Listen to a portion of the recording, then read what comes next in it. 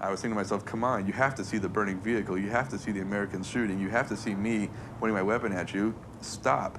But he didn't stop. So I remember leaning over, I'm like, how fast are we going?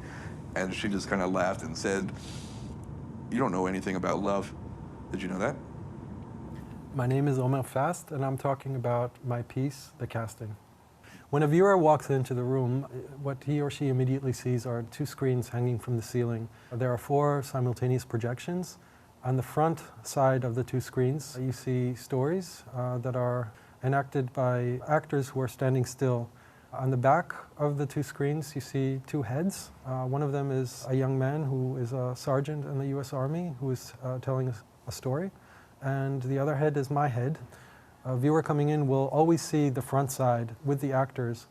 And so that suspends his or her figuring out how the piece is constructed until they make a turn around the screens and see the back of the screens. And they don't speak a lick of English.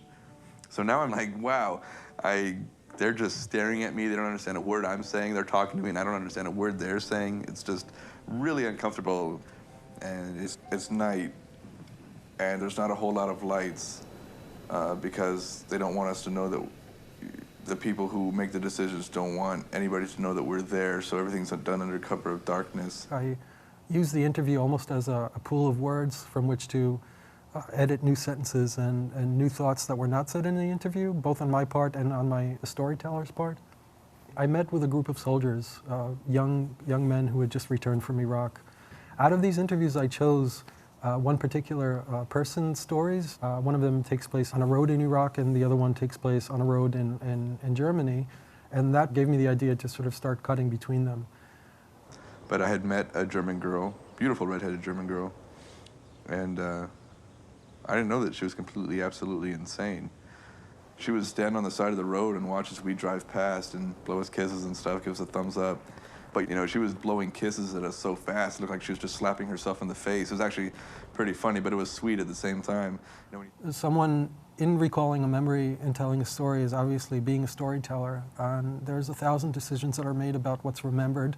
A lot of those decisions are not conscious, of course, but many of those decisions are obviously conscious. And the eyewitness account, the thing that we prize so much in our media, it brings that into the storytelling as part of the piece itself. And it puts it on the same level as the sort of bigger storyteller, if you will, which is, I guess, me. And I think that the piece, in a sense, by having all these cuts visible, doesn't try to pretend like this is something the guy said.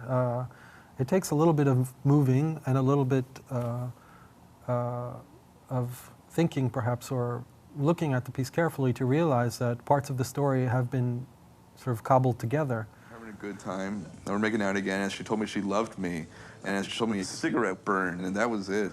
I started freaking out.